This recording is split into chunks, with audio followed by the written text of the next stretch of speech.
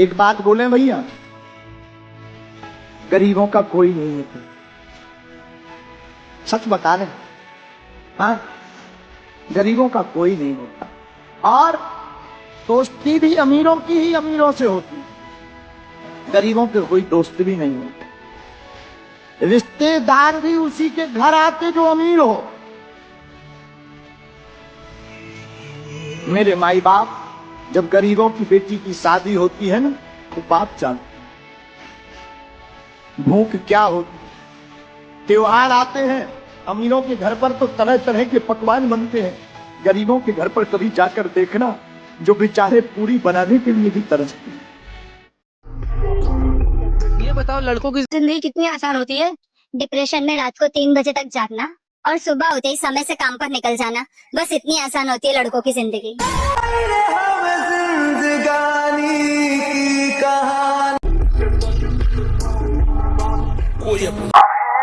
सच्ची मानिए, सारे संबंध झूठे हैं। तुम किसी के काम लायक हो इसलिए तुम्हें कोई प्यार कर रहा है, और अगर काम लायक ना हो तो यहाँ आप देख लो, कोई प्यार नहीं कर रहा। लड़का होती ना भगवान, काश में लड़का हो। काम को समय दिया तो प्यार छूट गया, प्यार को समय दिया तो सपने टूट गए। हर परिस्थिति में लड़का ही कुछ ना कुछ होता है, और आप कहते हो लड़का होना आसान होता है। प्यार किसको फ्री में मिलता है? प्यार सिर्फ 3 लोगों को फ्री में मिलता है, औरत को, बच्चों को और कुत्तों को। और लड़कों को? लड़कों का छोड़ो, उन्हें तो मरने के बाद भी प्यार नहीं मिलता है।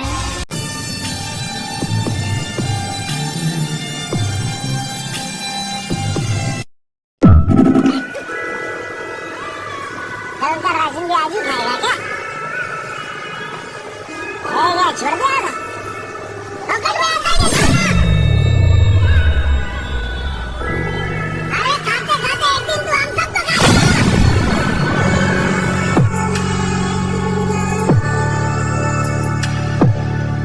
अगले जन्म में लड़का बनने का मौका मिले तो क्या बनोगे? क्या? लड़का बनोगे अगले जन्म में? नहीं। क्यों? क्योंकि लड़कों की लाइफ बहुत बेकार होती है।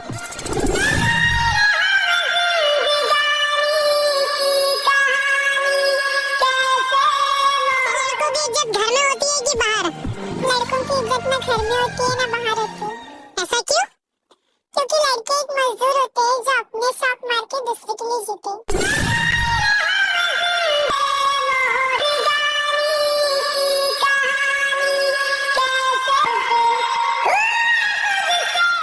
कोई दहेज में कार मांगता है तो कोई दहेज में सोना मांगता है।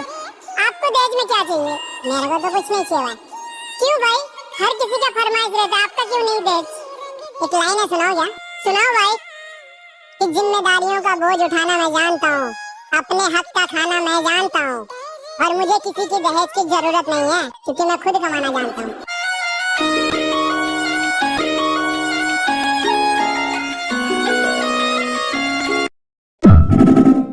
तुम्हारी सबसे बड़ी गलती पता है क्या है नंदन? क्या है बाबा? तुम उन लोगों से भी उम्मीद करते हो जो तुम्हें सिर्फ अपने मतलब के लिए याद करते हैं।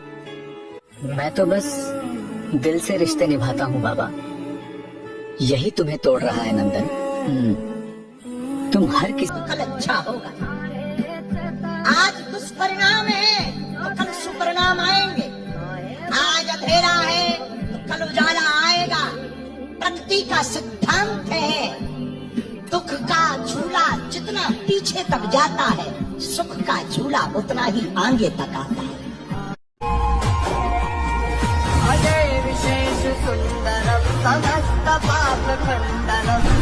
जिसके अंगूठे में होगी जान, वही कमेंट में लिखेगा जय श्री हनुमान। तुम्हारी वजह से खुश रहना सीखा हूँ, छोड़ना मत।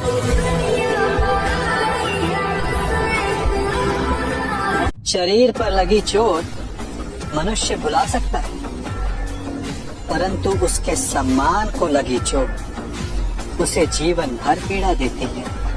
क्रोध में माता पिता से ये 5 बातें कभी मत कहना, वरना जिंदगी भर पछताना पड़ सकता है। क्योंकि इस संसार में हर रिश्ते का विकल्प मिल सकता है, लेकिन माँ बाप का नहीं। पहली बात, आपने मेरे लिए किया ही क्या है? याद रखो, उन्होंने तुम्हारे लिए अपना सुख, अपनी इच्छाएं और अपना आराम तक त्याग दिया। उनके त्याग का मूल्य कभी चुकाया नहीं जा सकता। दूसरी बात, मेरी जिंदगी में दखल मत दीजिए। वे तुम्हें रोकते नहीं, तुम्हारी चिंता करते हैं। उनकी हर सलाह के पीछे केवल तुम्हारी भलाई होती है। तीसरी बात, काश आप मेरे माता पिता न होते। यह ऐसा वाक्य है जो उनके दिल को अंदर तक तोड़ देता है। वो शायद कुछ न कहें, लेकिन ये दर्द जीवन भर नहीं भूलते। चौथी बात, आपको कुछ नहीं पता। हो सकता है उन्हें दुनिया की हर नई चीज न पता हो, लेकिन जीवन का अनुभव उनसे बेहतर बहुत कम लोगों के पास होता है। पांचवी बात, मुझे आपकी जरूरत नहीं है। जब तक माँ बाप साथ होते हैं ये बात आसान लगती है, लेकिन जिस दिन उनका साया सिर से उड़ जाता है उसी दिन समझ आता है कि सबसे बड़ा सहारा वही थे। याद रखो पुत्र, क्रोध कुछ पल का होता है, लेकिन क्रोध में बोले गए शब्द जीवन भर का पछतावा बन सकते हैं। इसलिए अपने माता पिता से हमेशा प्रेम से बात करो, उनका सम्मान करो, क्योंकि माँ बाप को रुलाकर कोई भी संतान जीवन में सच्चा सुख नहीं पा सकती। क्या नजर आ रहा है?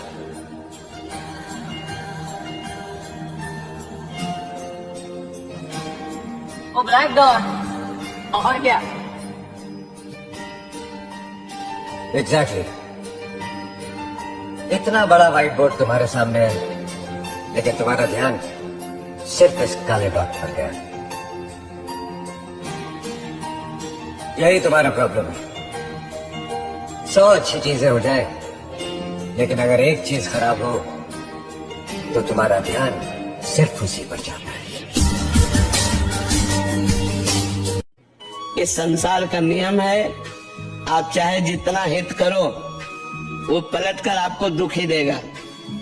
एक कागज में लिख लो चाहे दिमाग में लिख लो, आप चाहे जितना हित करो किसी का, अवसर आएगा तो पलट के आपको दुख ही देगा। तब आपको लगेगा मैंने इसे इतना सुख दिया और ये हमें दुख दे रहा, तो हम दुखी हो जाएंगे। इसलिए मैं बार बार यही कहता हूँ कि कभी किसी को किसी का बुरा नहीं सोचना चाहिए, क्योंकि जो भी व्यक्ति किसी और का बुरा सोचता है अंत में उसका भी बुरा हो ही जाता है। जो भी व्यक्ति ये समझते हैं कि ये तंत्र मंत्र, ये सर्वनाश और अंधकार की शक्तियाँ केवल किसी और को ही क्षति पहुँचा सकती है, तो वो उनका भ्रम है। सत्य तो ये है महादेवी कि जो ईश्वर के सच्चे भक्त होते हैं, जो स्वयं ईश्वर पर संपूर्ण विश्वास करते हैं, ये तंत्र मंत्र की शक्तियाँ उनका बाल भी नहीं बांका कर सकती। इसलिए कुछ देर की खामोशी है, फिर से शोर आएगा। ये जलने वालों, तुम्हारा तो वक्त आया है, मेरा तो दौर आएगा। जो बिना आंसू बिना आवाज के रोता है वो बाप होता है। जो बिना आंसू बिना आवाज के रोता है वो बाप होता है। जो बच्चों की किस्मत के छेद अपनी बनियान में पहन लेता है वो बाप होता है। सच है, माँ रखती है 9 महीने कोख में हमें, पर 9 महीने जो दिमाग में ढोता है वो बाप होता है। जब घर में सबके नए जूते आते हैं, बाप के तलवे घिस जाते हैं। जब घर में सबके नए जूते आते हैं, बाप के तलवे घिस जाते हैं। जो अपनी आंखों में दूसरों के सपने सजोता है वो बाप होता है। बाप निवाला होता है, बाप रखवाला होता है, बाप अपनी औलाद से हार के मुस्कुराने वाला होता है। बाप करता है, कहता नहीं। बाप करता है, कहता नहीं। जब बाप समझ में आए तब तक वो पास रहता नहीं।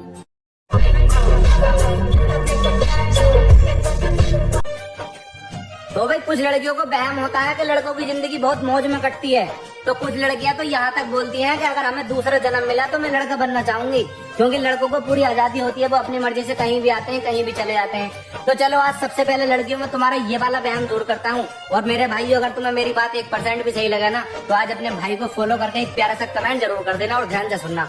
सुनिए कि जो तुमने ना कभी देखी होगी ना कभी सुनी होगी, आज तुम्हें कहानी कुछ ऐसी बताता हूँ और जरा ध्यान से सुनना लड़कियों। मैं तुम्हें लड़कों की जिंदगी के कुछ किस्से सुनाता हूँ। हम जब घर से निकलते हैं तो घर जाना भूल जाते हैं और पैसा कमाने के चक्कर में हम खाना भूल जाते हैं। और जो लोग बताते हैं पैसे को हाथ का मैल, तो उनके लिए बता दूं, इसी हाथ के मैल को कमाने के चक्कर में हम अपने परिवार से प्यार की 2 बातें करना भूल जाते हैं।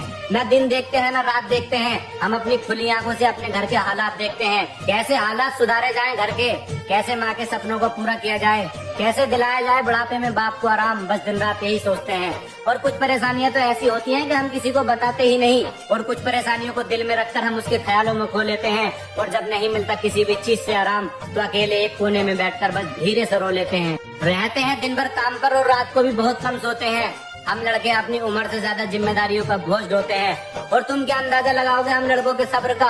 हम कभी कभी पैसा बचाने के लिए भूखे भी सोते हैं। और जब हम लड़के छोटे होते हैं तो सपने देखते हैं कि हम लड़के डॉक्टर, इंजीनियर, वकील बनेंगे, मगर ये किस्मत हमारे सपनों को कुछ इस तरह तोड़ती है, हालात ऐसे पैदा कर देती है जिंदगी में हमारे कि हमें मजदूर बनाकर ही छोड़ती है।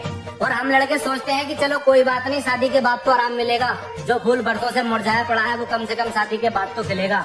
मगर यहाँ तो कहानी बिल्कुल ही उल्टी पड़ जाती है। बीवी समझती नहीं हालातों को बिल्कुल भी हमारे, और वो अपनी डिमांडों को रखकर अपनी जिद पर अड़ जाती है। और शादी के पहले तो बस जिस्म को ही आराम नहीं मिलता था, मगर शादी के बाद तो हमारी रूह भी भटकती है।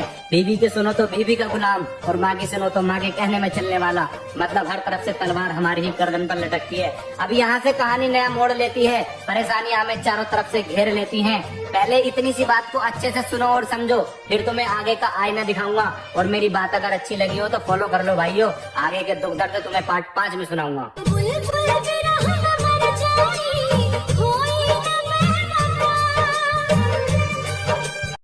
पापा मैं आ गया, और इस बार तो पूरे 20-25 दिन रहकर जाऊंगा। फिर आ गए बोझ बनने, यहाँ रहकर करेगा भी क्या? वैसे ही घर के खर्चे पूरे नहीं हो रहे, बाहर रहकर तो कुछ कमाता ना। पापा ये बोझ बेटा आपके लिए कुछ लाया भी था। अरे आ गया मेरे बेटा, अनस के अम्मी हमारे बेटे के लिए खाना लगा। अच्छा अभी लाती हूँ।